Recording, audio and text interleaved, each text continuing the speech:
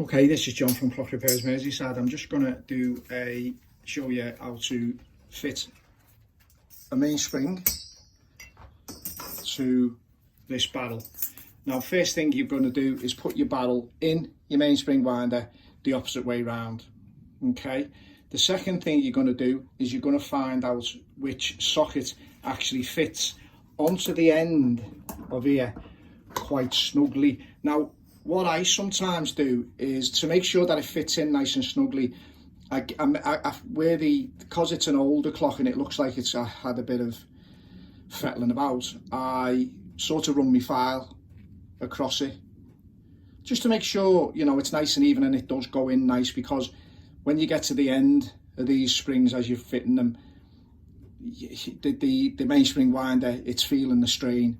I think it's just about on its, this particular winder is just about on its limit with this type of spring. I think anything any heavier, we wouldn't be doing it.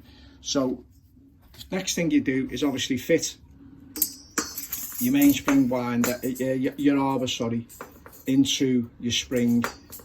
Now you want that to fit snugly. You don't want any chance. Now to me that feels a little bit not snug. So what I'm going to actually do is I'm just going to pull it in a little bit at both ends. Just pull it in. I just like a nice tight fit. If I can get it, give it every opportunity you can to be a good fit. Now you've got to do the two ends because you want it to go in straight. So, okay, yeah, that feels much better. Now to me, that fits nice and snug. Still doesn't say it won't shoot off, but you know, there you go. Anyway, the next thing you're going to do is you're going to get your sleeve, which actually fits inside the cylinder. You'll see it's slightly diameter is less than the cylinder. So what we do now is we make sure that that's in place. Don't want us to be getting that, because that's, you know, and I've done it myself, so we're not perfect. We all do it. So the plan is you're going to get that spring inside that cylinder so that you can insert it in the barrel. That's the plan. So it hooks onto the hook. There's like a lever at the bottom of the mainspring winder the hole at the end, which normally would hook on the inside of the barrel, that hooks at the end, and you just start winding it in. Probably better off, as I say, you need to, I wear gloves on this particular type of spring, and I wear the thinner gloves when we're doing smaller springs, but this spring's quite heavy, you know, it could go. So I just keep winding it in until, you know, and obviously another thing you should really do, I have glasses on, they're quite big glasses as well. You should wear eye protection really, because if a spring goes, you know, I have actually seen accidents where they've gone and hit someone in the face, you know. So, you know, just keep it taut. They are pretty heavy. You can actually feel the winder now taking the spring. This is the, you'll be starting to become a little bit scared now. Not quite there yet.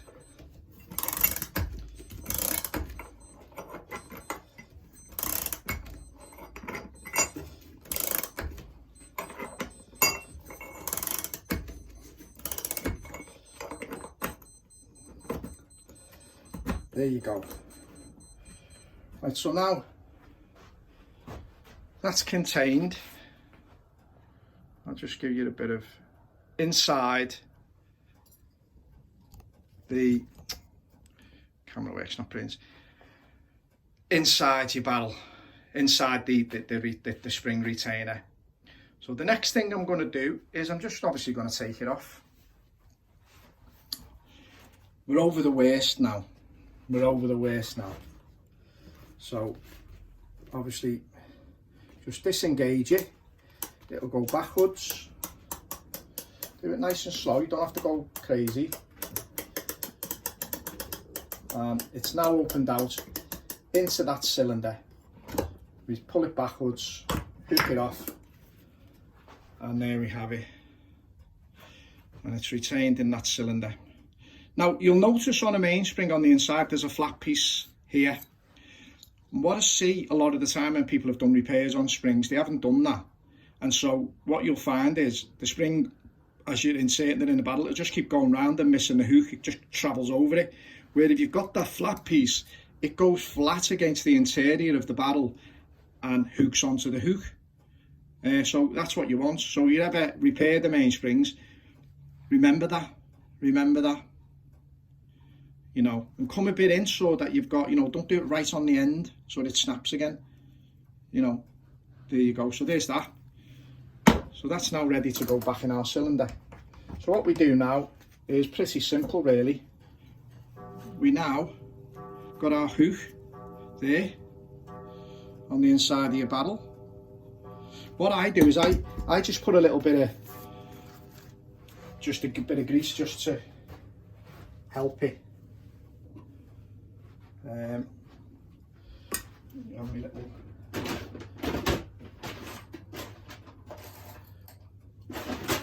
So what I will do is I will just put a little smear of grease on the inside of your barrel. Sorry, on the inside of your barrel. I'll pull us out a bit, yeah.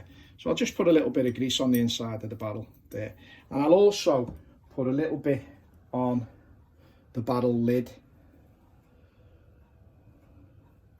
Just smear it around the barrel lid a little bit.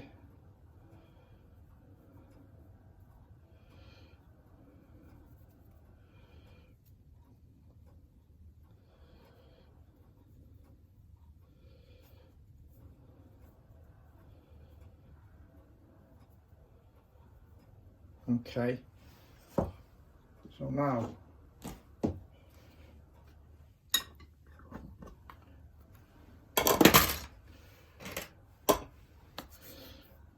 what I'll do is I'll put the barrel inside the mainspring winder the correct way round, if you like.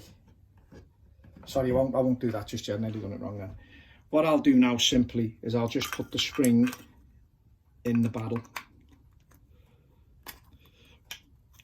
Okay, now obviously you've got to watch where your sensor's coming through there, because that obviously you want that to come through.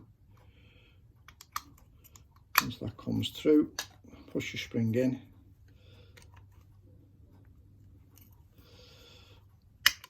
There you go. Push your spring in.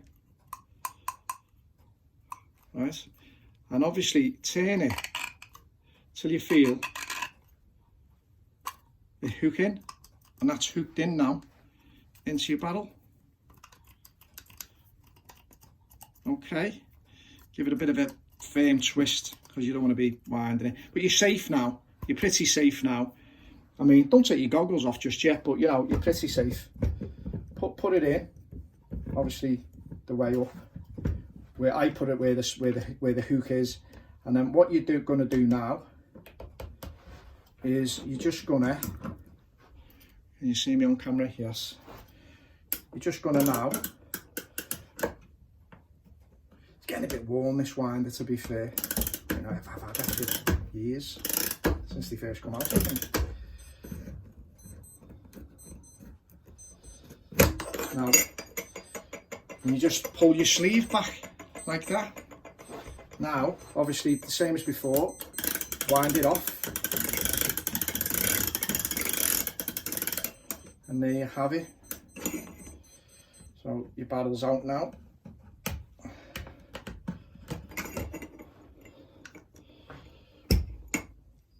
Now, what I check for is I want the spring to be right inside the barrel.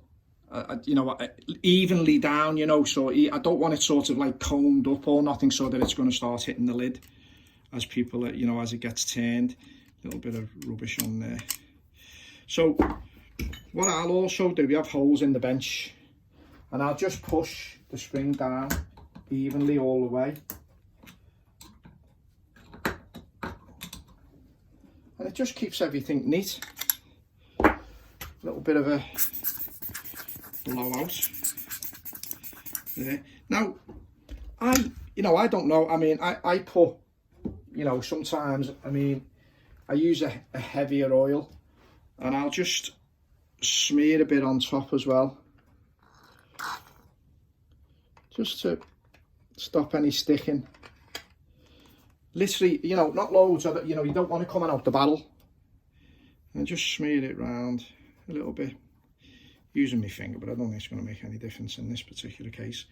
So that's pretty much that. And then obviously your lid goes on. Now, on a fusee clock, you want to make sure your lid, where it's like that, you want to make sure it goes where the holes are, so that you can actually either put your chain on, or you're going to thread some gut line through, or whatever you're going to use. I mean, I wouldn't use wire, as I've said 1,000 times before, but yeah, something that's going to work. Now, obviously, goes on pretty easy, but we just use it. We've got a press over here, and we just press it, and it just goes in pretty easy.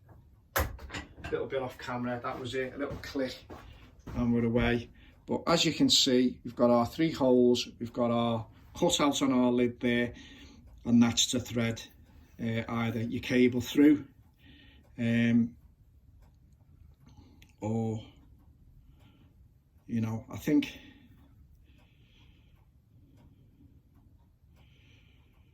I'll show you.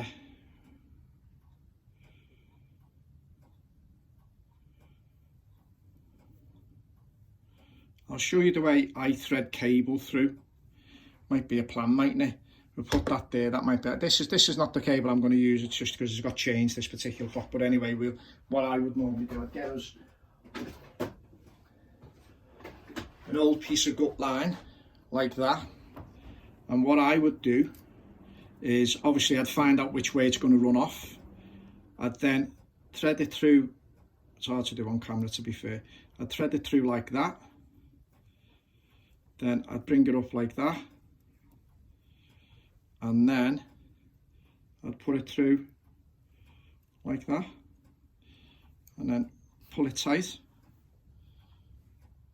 like that, and that's how I'd do it. That's pretty tight. So we'll just do that again, just to show you. I'm trying to give you bang for your buck on these videos.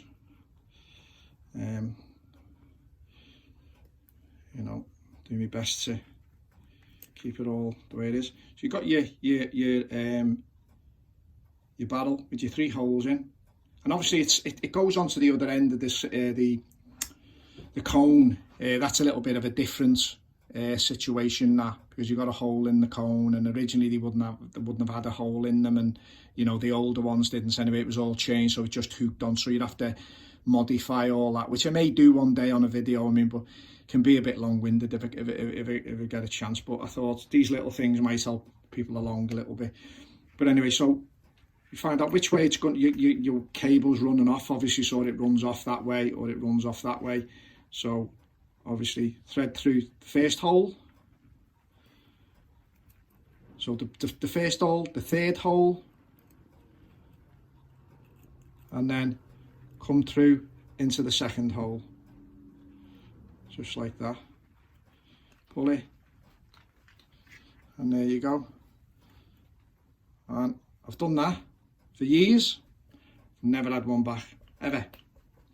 But there you go, and that's how we do it.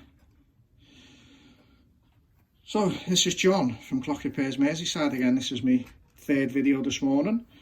As I say, I'm trying to get as many out when I feel I can do it. But yeah, that's barrel number 1. And what I always do as well, if you notice there's a little punch mark.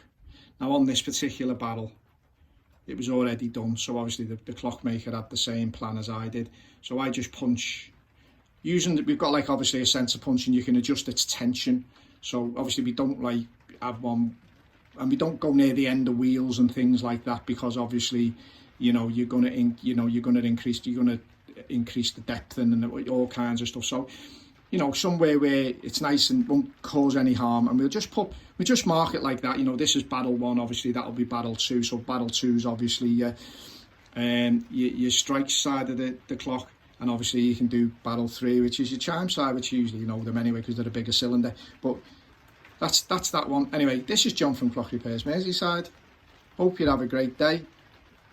Yeah, it's me finished virtually soon for the weekend. I'm going to give it another couple of hours. I'm going to have an early Friday. But anyway, this is John, Clock Repairs Merseyside. Take care. Thank you.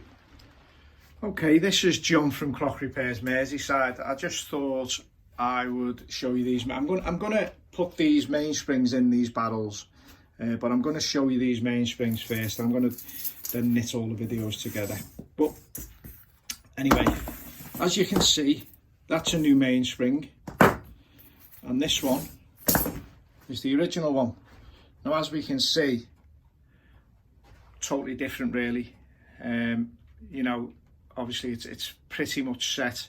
I mean, I know that obviously that mainspring there is obviously a lot bigger than that barrel, but obviously when it's wound in, it'll be absolutely fine. But yeah, that's the real difference in it. So you've got that, which is pretty much set. In actual fact, this one on the end, it was broke inside the cylinder.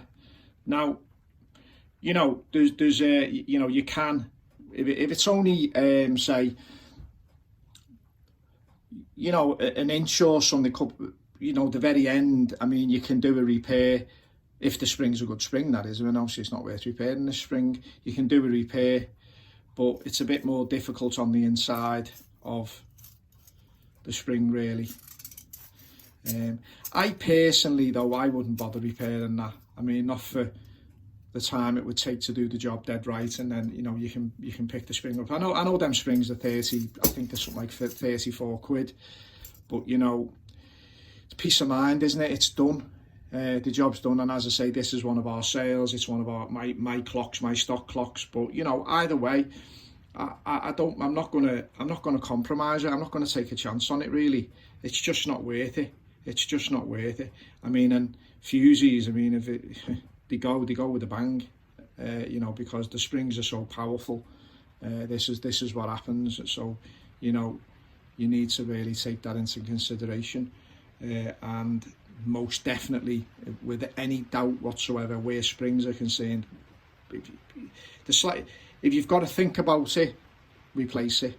That's my theory. Replace it. Don't even consider, you know, oh, I'll just do this and I'll just do that.